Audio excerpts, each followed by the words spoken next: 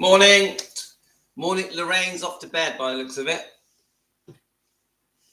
So let's just get this a bit central. Hi guys. So I'm going to try and do a live. Let's hope the kids don't give me loads of grief. So one of you sent me this thing. Let me see if I can find it. So we'll do that in a second. So it's Louis in the UK. I'm 57 years old. I've had an Elvis, how can I say it? I've been an Elvis admirer since I was 4, over 50 years. And our channel has evolved with Team Elvis into a Defending Elvis channel. Now, this wasn't expected, guys. Got me coffee, butter coffee with you guys. And I've said this many times. We didn't know we were going to become a Defending Elvis channel. I was making videos, mini documentaries about Elvis Presley, thousands of them, all different aspects of Elvis's life, whether it be his childhood, the 50s, 60s, 70s, even in the 80s. We've done a lot of things, celebrities that knew Elvis, a lot of things with Priscilla, and just generally we were an Elvis channel, and I was happy to go along like that. But eventually you guys started telling me loads of information of wrongdoing towards Elvis, mainly from Priscilla Presley. Now initially there was a bit of pushback, but gradually I started to come round, started to understand that you guys have a point, and that I needed to do some research, and I needed to understand why so many of you were upset. Hi, Elvis Presley, Stacey and Philomena and Jane and Kelly, Dan and Jean and Linda, and hi to all of you. So I started to and Lorna, I started to understand that I had to do my research, and I had to understand why so many of you were upset, and that is how Defending Elvis Presley evolved. It took a while to get that name as well, because at first we weren't really sure what to call the channel, but bit by bit it became obvious that we were Elvis defenders, and from that Team Elvis was created. Even that was accidental, Team Elvis. I think the reason we started calling you Team Elvis is because your numbers were growing. There was more and more of you. And then when we started doing the live streams, especially the phone live streams, which I don't do at the moment because I think we get too many trolls on. But we noticed that with the phone live streams that we needed some help. This is where Team Elvis comes along, and we made some of you moderators, and that meant we could do the live streams on the phones, using the phones.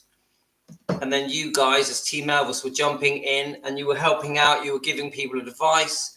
The people that have got the wrong idea about Elvis, you guys were jumping in and putting them right and helping them do their research, telling them about our research. So this is how Team Elvis evolved. So anyway, because we mentioned Elton John and my dream, where I dreamed that Elton John had asked me to go to LA and do a news program explaining what Defending Elvis Presley was all about. I thought we could do a show today about celebrities. Yeah, about celebrities that have met Elvis. I was going to start with Elton John, but someone sent me this. I thought, let's play it. Yeah. So it is from a different YouTuber. Let me just get it up. And Elvis. It's the YouTuber on here is called @HitBerry. @HitBerry. And it just says many of the different boyfriends that Priscilla Presley had. And I thought, I'm going to play it because you guys have sent it. Oh, I'm not serious, Linda. I'm not serious. I'm happy. I got my coffee.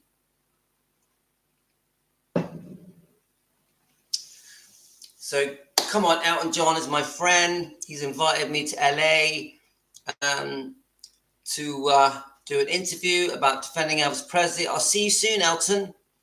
take me about 10 hours to get there. Can I have VIP flight, please? And can I stay in a real beautiful hotel? Maybe I could be front stage of one of your concerts. I'll see you soon, Elton.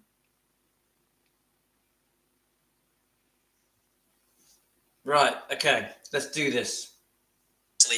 Mary, 1967-1973. Michael Stone, 1972-1975. Terry O'Neill, 1975. Robert Kardashian, 1975 to 1976. Elia Zierzer, 1976-1978. Michael Edwards, 1978-1985. Julio Iglesias, rumored 1982. Richard Gere, rumored 1983. Marco Garibaldi, 1984-2006. Kirk Kerkorian, 90s. Nigel Lithgow, 2006-2009. Richie Palmer, 2010-2011. Toby Anstis, rumored 2013. Tom Jones, rumored 2022. And, there's many others, guys, because if I Google it, we've done a live stream on this before, the different boyfriends that Priscilla had after Elvis, and you could double that number at least. Yeah, like Linda said, what about the supposed boyfriend? There's definitely more. So maybe we'll jump back to that topic. But I want to do just as we go. I haven't put any time into this. I'm just going to put in Elton John, and then I'm going to just pick out some celebrities that talk about Elvis. So let's have a look. Elton John talks about Elvis. I've always liked Elton John. Always liked him. Right. I read in an article, because you never know what you read, but that you saw Elvis, and that was also a turning point, and that you didn't want. Well, Elvis, when I saw him in Washington, bless his heart, and I'm a huge Elvis fan, it was so sad because he turned into this big man with no eyes, it's sunken in the back of his head, and it was pathetic. And in the end, there are pictures of me when I look at them and think, oh my God, you turned into Elvis. You just shut your door and you gained weight, and you did this and you did that, and you didn't care how you were, and it's very easy to do that. But when you saw him, you thought you didn't want to end up like that. I knew he would be dead within a year if he carried on like that, and he was. And he was. Yeah. And he was. I knew I had a problem, and the hardest thing for me was I thought I could solve everything myself. I can do this. I'm intelligent. Right. I'm wealthy. I'm rich. I'm successful. Why can't I do this? I can do this. I couldn't. And for 16 years, I couldn't say I need help. Those 3 words which will save your life. I need help. And as soon as I said that, I was away and haven't looked back since. Haven't looked back. No. Just say that if you're in pain and you're afraid to reach out because you think people will think you're weak, or you feel ashamed of asking for help, just swallow your pride. Your pride will kill you. Just ask for help, and people will be there to give it to you. I think you just saved somebody's life tonight. Well, I hope so. Yeah. And you know what? That's great advice, but it's very sad when he talks about how unwell and unhappy Elvis was when he met him, and that seeing Elvis like that frightened him. So it's quite sad. But let's see what else he has to say about Elvis. I think it was a year before he died, or close to then. Yeah. He was Right, let me just, I want to put it on my stand so that I don't wobble as much when I do this, guys. So I think quite a few of you are Elton John fans. Right. I'm just going to have to move the PC to the side. Let's get this here and let's press play. Right, I'm just doing a live. Hi Tina, yeah, well, I'm going to do this a minute. I'll tell you what, I'll put this video on, then I'll come and help you, okay? But I don't want to finish my live. I'm not finishing, I'm putting that on. But can Speak to the camera, man. Can you teach me something? Yes, what do you want? Come up here.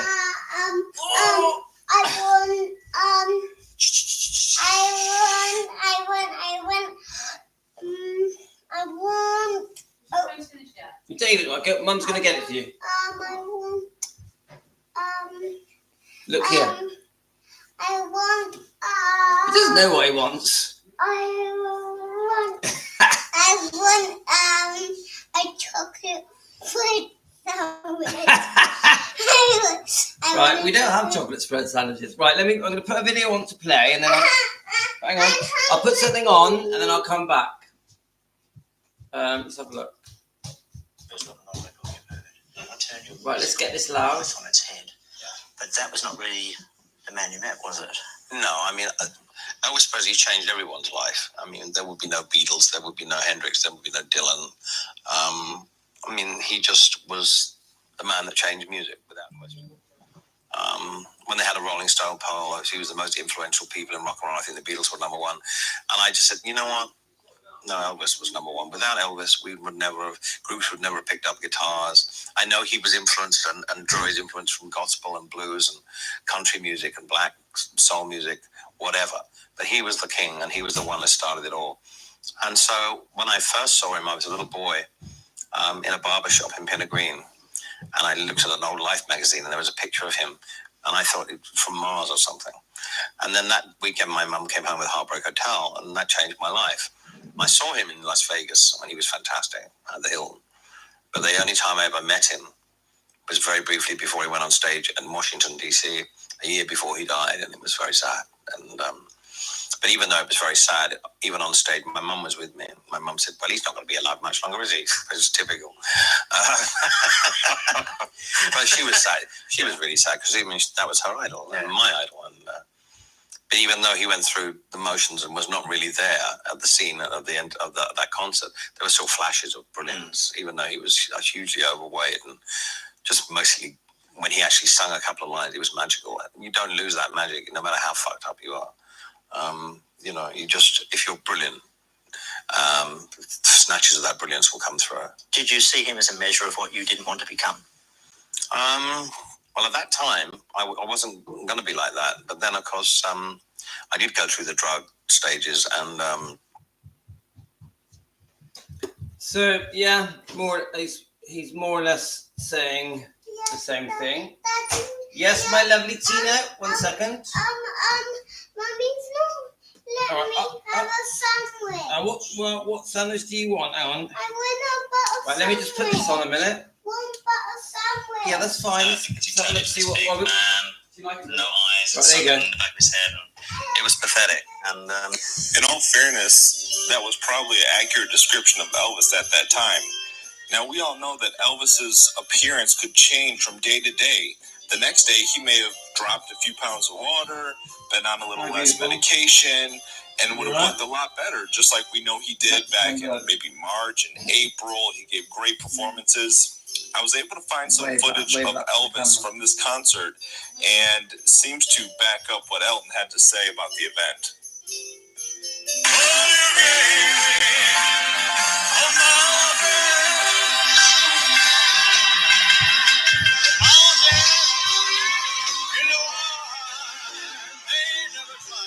I love that song.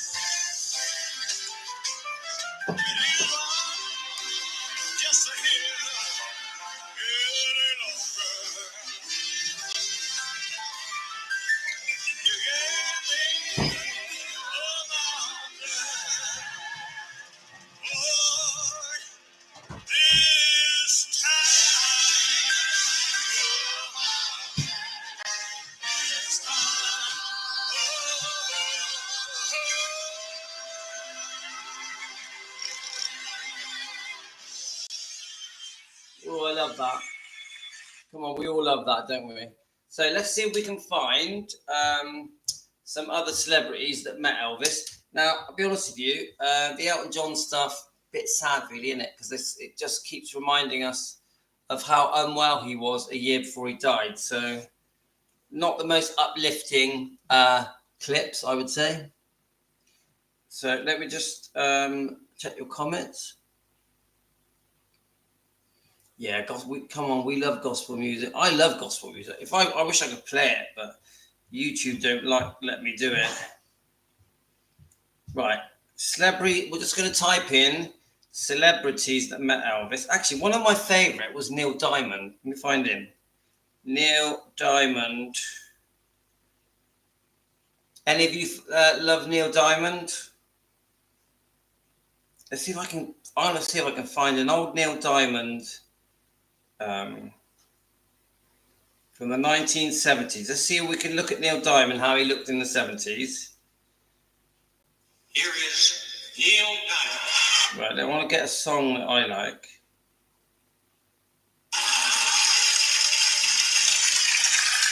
From the 70s, yeah? I'm going to quickly play one more Neil Diamond clip. They're going to copyright me, but I'll just delete it. My favourite Neil Diamond song, and then we'll show the clip of Neil Diamond talking about meeting Elvis.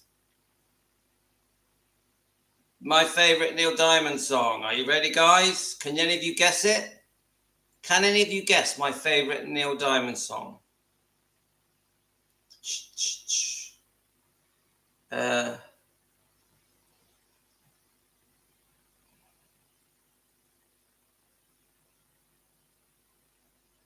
Any of you guess it?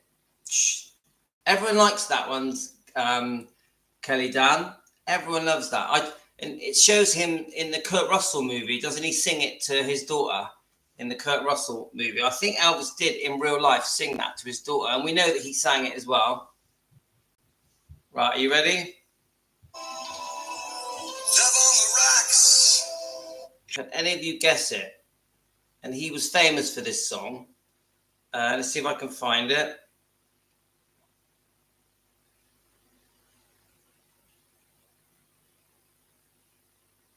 So any of you out there, obviously we'll show Sammy Davis Jr. Also talking about Elvis as well. So Neil Diamond and Sammy Davis Jr. Yes, Linda, you got a good memory. Mr. Bojangles, 100%. He's my favorite. I won't play all of it. Let's just play some of it.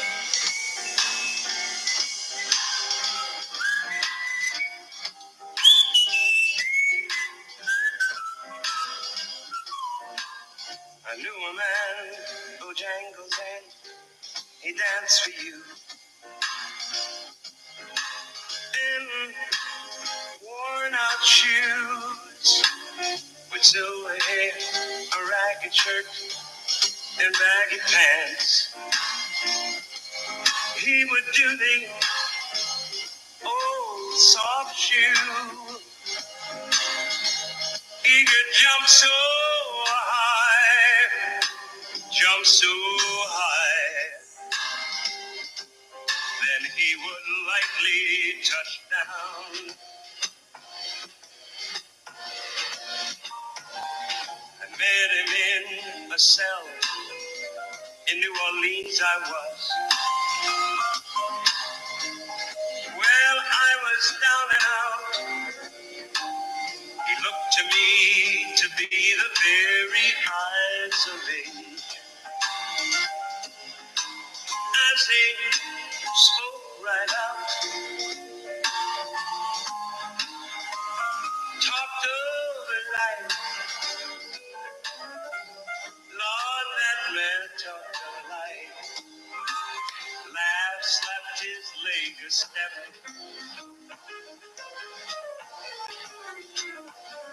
He said his name was Bojangles. Then he danced a lick. Right across the cell, he grabbed his pants, took a better stance, jumped up high. That's when he clicked his heels. Then he let go a laugh. Lord, he let go a laugh. Shook back his clothes all around. That was Mr. Bojangles. Mr. Bojangles. Mr. Bojangles.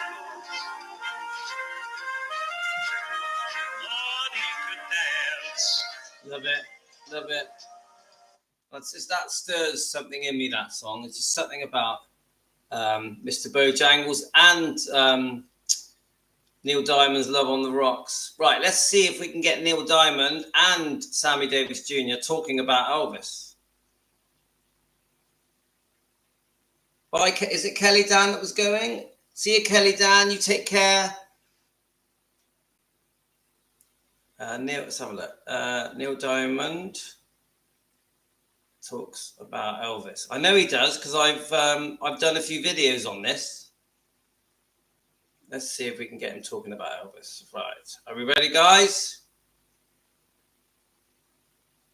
I know Elvis covered Sweet Caroline on stage. Did you ever get the chance to see him perform it? I never saw Elvis perform Sweet Caroline, although I did see him perform in Vegas. I went down there and he was performing live. I'd never seen him before. He was warm and very generous to me. And I think it's best left at that. Brilliant story.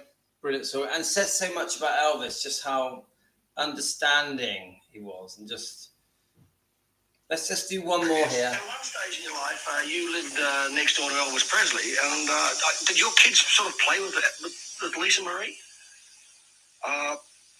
They never did play with each other, but we did live back to back. Our houses were back to back, and we had a running joke where if people would come to my house, I would send them to Elvis's house, and he would send people looking for him to my house. And, yeah, the kids, I remember very clearly seeing them in the backyard. There was a big gate between them with barbed wire on the top.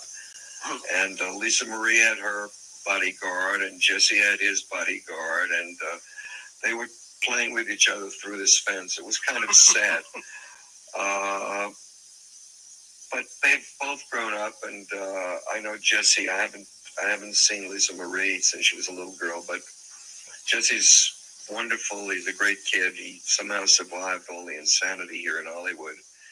And luckily you wasn't a girl, or you might have married Michael Jackson. That's interesting that their houses backed onto each other. Right, let's get Sammy Davis Jr. up. Right.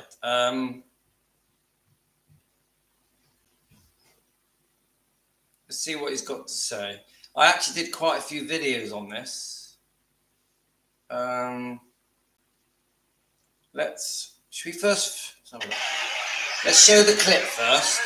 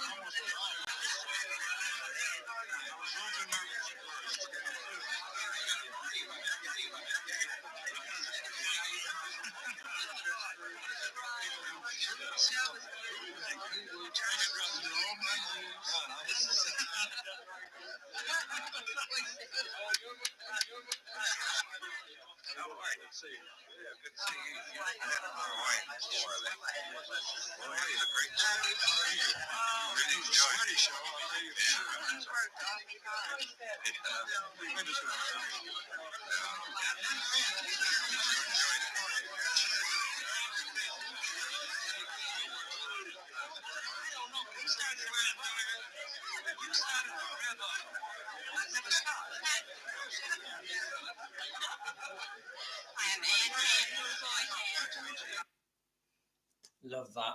Absolutely love that. Absolutely love that. Morning, guys. I found this old 19... Right, let's play this. Right, this is quite a long clip. I think what we'll do, we'll just play some of it and I'll just see how it goes. I think it's quite good. I think you're going to enjoy it. I mean, I'm a massive fan of Sammy Davis Jr. And Tom Jones as well. So you're going to see a bit of Tom Jones in this as well, I think. So this is an old interview. I'm going to leave it with you for a bit. Who is that? Right, let me just put this on and I'll come back, guys. Dada, Yabba I want gabba. some breakfast. Okay, come on, I'll come with you and we'll do the breakfast. Right, I want wee a bit. yeah, let me just press play on this and then we can give you what you want. 84 interview, and I just felt that there were many things in it that I wanted to share with my subscribers. Let's enjoy it together. I've never written a song. I wish I could. I wish I was like some of my rivals. Those guys, they're pretty good songwriters, but me, I did good to get out of high school, you know. And songwriting was never Elvis Presley's strong point, but he was so good at picking the right song for his voice, and he really did know a good tune. Let's listen to Tom Jones. I think he saw, when he was growing up, he saw that the black people in the South had a certain feel for music. And I think he just loved that music and wanted to put it across in his way. Because until Elvis Presley, nobody was doing that, only black people, you know. And I think he heard it and liked it. It rubbed off on him. And he felt that he had something to give the world, and nothing was going to stop him. And I think Tom Jones hits the nail on the head. And Elvis Presley's humble beginning in Tupelo, where he grew up around the shake rag areas and made many friends, and was heavily influenced by the rhythm and blues and gospel and jazz music. And the singers all in and around the Mississippi Tupelo area ignited a passion in Elvis that was amazing. Let's listen to Sammy Davis Jr. talking about the massive potential that Elvis Presley could have had as an actor if given the right films and scripts. Because Elvis could have been the best actor, young actor in the world, if they hadn't said, but right here we got to put in 3 musical numbers, because he loved acting. He loved it, man. And I think what my personal opinion is, after doing the formula pictures, the Elvis Presley formula pictures, he just said, the hell with it. Because if they're going to keep me doing this, then ain't no sense in me making pictures no more. Because how many times can you keep doing the same story, whether it's in a harem, whether it's in a race car, whether it's on a farm? But you know, he did some... Out of all the films, he did about 6 or 7 that I think he was proud of. And those of us who cared about him on a personal level said, yeah, man, he's cooking, you know. And great words from Sammy Davis Jr. there. And he gets it exactly right. Things just completely lost their way with the choices of the kind of movies Elvis was given to make. And I know there was a lot of pressure from Elvis to bring in the money to pay the massive amount of overhead that he had.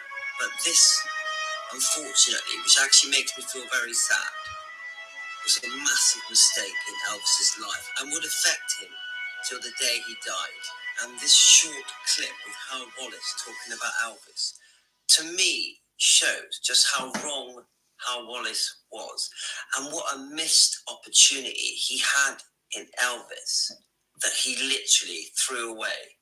The idea of tailoring Elvis for dramatic roles is something that we never attempted, because we did not sign Elvis as a second Jimmy Dean. We signed him as a number 1 Elvis Presley. I can only assume that the management team that managed Elvis Presley, and that has to include the Hollywood moguls who produced the contracts that Colonel Tom Parker signed on Elvis's behalf, they all share the guilt, and it is guilt because they destroyed a potentially very interesting film career.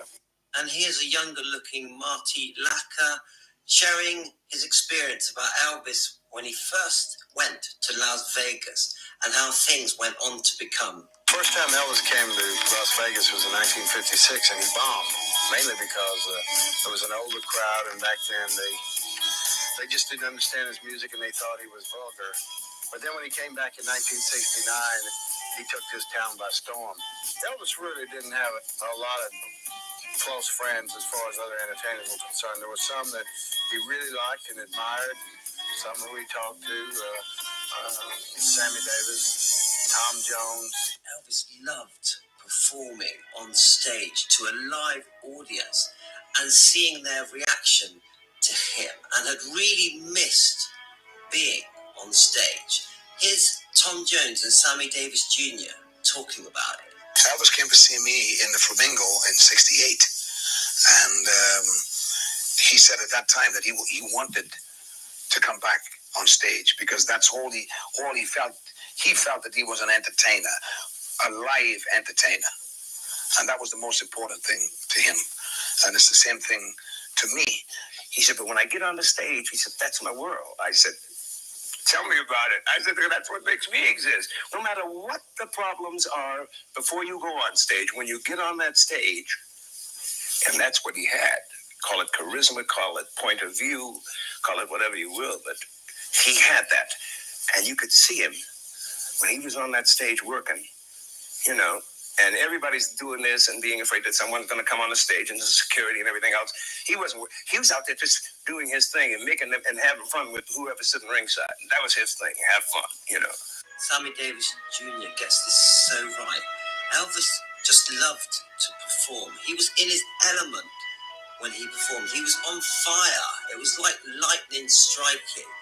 And it came completely natural to him. And it was what he was born to do. Let's listen to Marty Lacker talking about Elvis Presley's Las Vegas comeback. Before he could sing the first song, the audience got up and gave him a standing ovation for at least 10 minutes. Like, hey man, welcome back.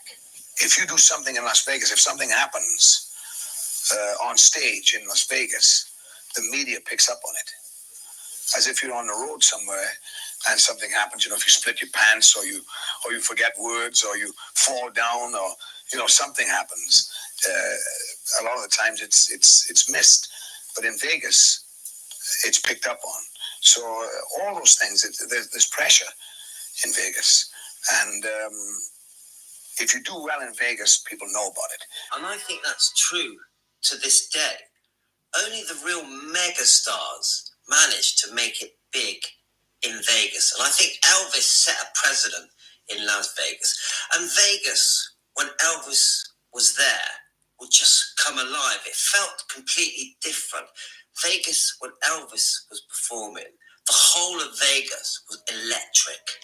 To succeed in Vegas and have longevity is the finest compliment that any performer can receive. If you get the support of the people who live there and the support of your people who come out. There's never been an artist in the history of Vegas, I think. Somebody can correct me if I'm wrong, but I don't think there's ever been an artist that when his name went on the marquee, they knew he was coming. People came from all over the world. I never heard of that. And great words there from Sammy Davis Jr. And this is where this documentary and the interviews take a sad turn. Let's listen. Those close to him could notice that Elvis was a different person. Oh, from the first time we met to the last few times I saw him, I noticed changes. Yes, I noticed changes because he was more withdrawn. He was more within himself, and the fun, nutty things came further apart than they used to do. Of course, he was getting older. You know, he'd gone. Let me just pause this. I do want to play the rest of it because it's quite good. Now, Yasmin wants to show you something. Let me get... Come on my lap. Come on my right. Put it here. Just 1 second, guys. Oh. Now, go on, lift it up to that camera and show them what you've made. Can you see? They can see it on here. If you look at that's what they can see. Yasmin is very proud that she's made this. And what is it? Tell them. So it's a little caterpillar. Keep holding it up. Let me show you. She's made a little caterpillar. Whee! Yeah, she made every little piece. She put it together and coloured it in. You should feel very proud. This is very amazing. Fantastic. Look at the camera. Speak to Team Elvis. Say, do you want to speak to Team Elvis? Do you want to say anything to them? I haven't figured out their name yet. The name of the caterpillar. Yeah. Do you want Team Elvis to pick a name for it? Yeah. Team Elvis, what shall we call the caterpillar? They're all saying how good it is. What, you should be very proud of yourself. You are so clever. Someone said Gio said you're very creative. Someone wants to call it Elvis. Someone else said call it Teddy Bear. Someone said call it Claude. Everybody's saying Elvis. Elvis. What name do you want to pick? Look at the camera. Let's have a look. What do you reckon? Yeah. So I'm coming off now, Roll. I think we're going to call it Ella. Yeah. Ella. The name is Ella, which is a bit like Elvis. A female name for Elvis. Ella. Do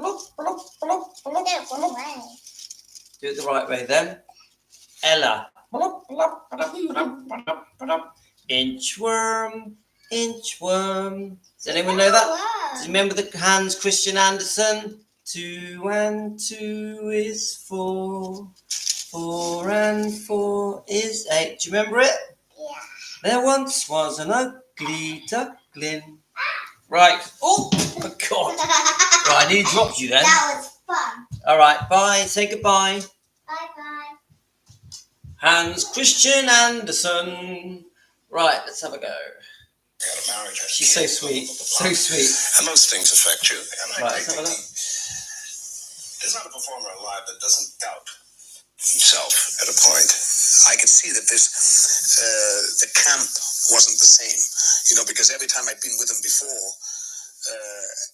I used to like the way that the fellas that worked for him seemed to be all with him, very much with him. But then when I saw that he was having problems, they started to get like they couldn't handle it, or they didn't know what was happening to him. And Elvis Presley just grew weary of performing at Las Vegas and was overworked and doing way too many shows. And the prescribed medication was taking its toll on Elvis, and he had put on a lot of weight and had many illnesses and felt very unwell and very unhappy. And I think felt like he had lost his purpose in life and didn't know what life had in store for him. And the problems with the divorce, Priscilla, and failed relationships with people like Linda Thompson. And I just think everything just got too much for Elvis. And it was a sad ending to his life. Elvis seems perhaps a symbol of all that possibility going to waste and just ending without any warning. You see, Elvis was such a phenomenon that when people see a man so big as Elvis was, go the way he went, and dying the way he did, I think that that it affects people and makes them wonder, how could that happen to a man like that? And it's in that way, it's tragic. But I think Elvis Presley was basically a down-home person, and a real person. I think he just, not pointing any fingers at any body that was around him, but I think if he'd had a few more friends close to him, then he would be alive today. Who can survive with this burden of success? I don't know, because he had such a success that it confined him to this, to this cage he had to live in without any freedom at all. I remember the last party he invited me to, and he was telling me what a strain it you is. He said, "Do it happen to you?" I said, "Yeah, but not like it does you." He couldn't even move around the place without bodyguards or somebody being close to him all the time. I usually maybe have somebody around sometimes. He had to have them all the time. Well, that's it, guys. We're at the end of this video that I'm making, and I have found this video very touching and very moving, but also very interesting. And Sammy Davis Jr. and Tom Jones, these small clips of how they felt about Elvis are so special. Thanks a lot, everyone. I hope you've enjoyed it. I learned very early in life that without a song, today will never end. Without a song, man ain't got a friend. Without a song, the world will never bend. name of the song?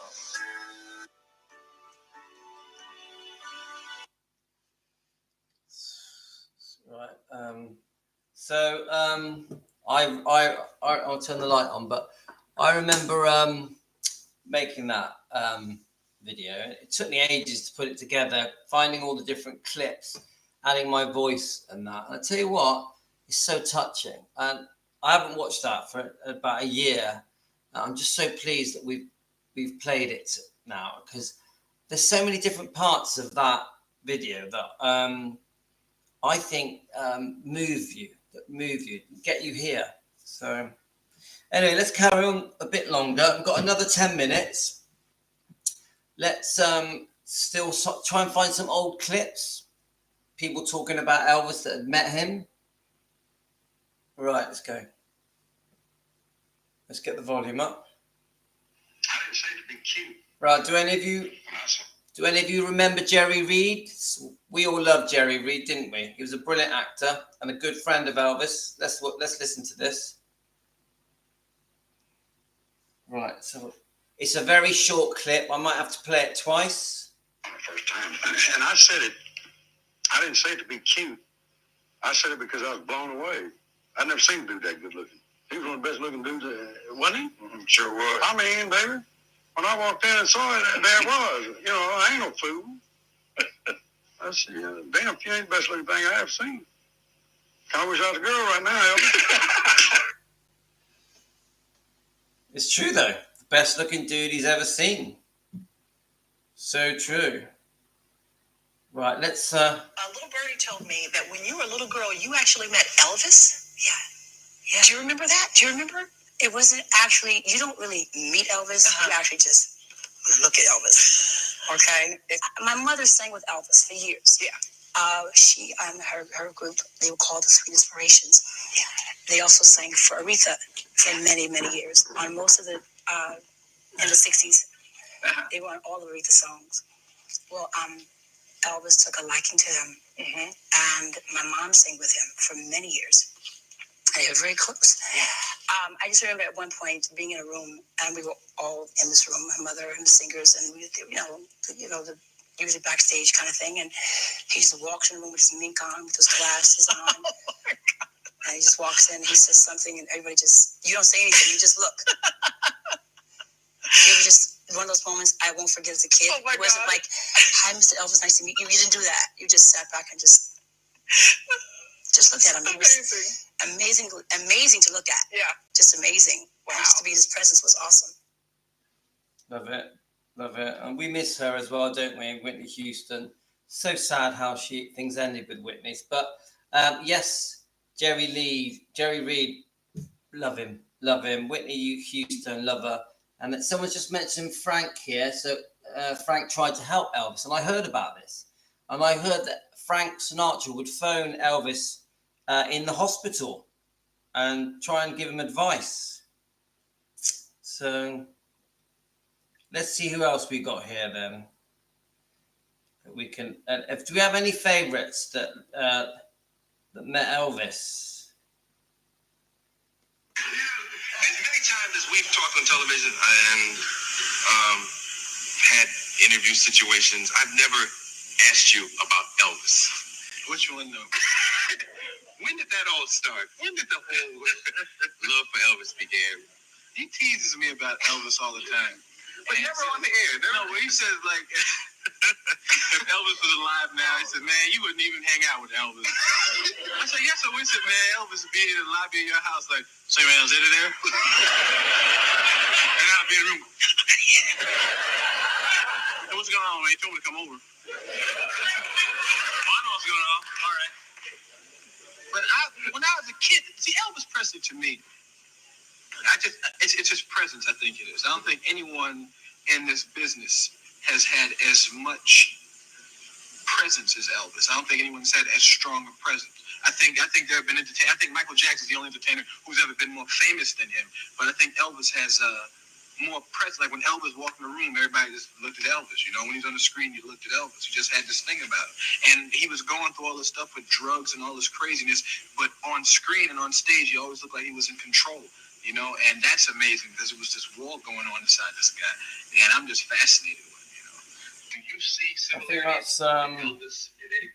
I mean, they mentioned the drugs, but don't forget, Eddie Murphy didn't know the health problems. This is an old interview, isn't it? Is that in the 80s?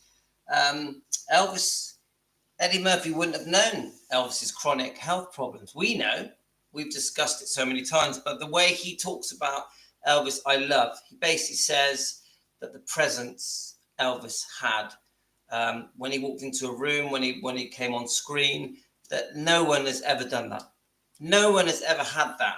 And he mentions Michael Jackson. Now, I know that in the 80s and 90s, Michael Jackson's fame had sort of overshadowed everything. But I would now say that now Elvis is more famous than Michael Jackson. I think now Michael Jackson his fame has shrunk, and Elvis is bigger than Michael Jackson. Do you agree, guys? Do you agree with that? Oh, you mentioned Cliff Richard. Oh, I've got to play. Now, look, Cliff, I love Cliff Richard, being from the UK. Come on, let's listen to Cliff Richard. Let's listen to a Cliff Richard song first. Do any of you like Cliff Richard? Let's have a look. Cliff Richard in the 50s. Come on, he was the British Elvis Presley, wasn't he? Extremely good-looking man, very religious man. We know that. Let's see if I can, because his songs are from the 50s. I might be able to play them without being copyrighted. Yeah, come on, we love Cliff. We love. How well do you Americans know Cliff Richard? Let's listen. Let's watch him. Let's see if I want to pick find a Cliff Richard song that is quite well known. Obviously, we know. I won't play Summer Holiday because I know it will get copyrighted. Let's have a look. Here we are. I know this one should be all right.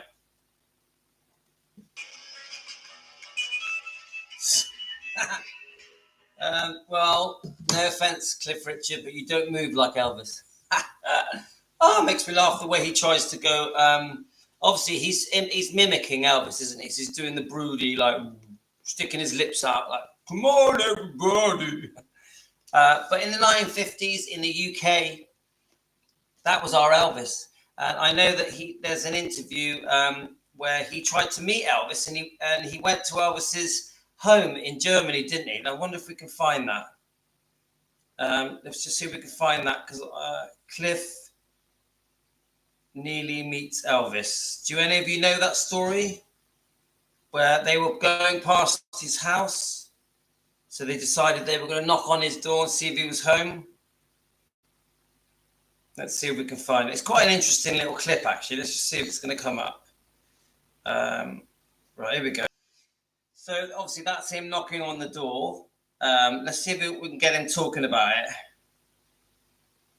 What's this here? They come and they go, don't they? And they still don't have the kind of charisma that he had that touched a generation. And so I don't think there's been anybody quite like him, and I think he will always be the king as far as I'm concerned. Too right. Well said, Cliff. An older Cliff, I would say probably the 90s. I want to see if he speaks about it. Let's have a look here. I'm going to put this on the... A serious point to all this. You spotted the Elvis posters around here. It's the 10th of August this year. It's 16th of August this year. It's the 10th anniversary of his death, of course. Yeah. And I was wondering, can you remember what you were doing? Where you were? Heard the news? Well, I've just come back from holiday, actually. And in fact, I think it was Reggie Bozico.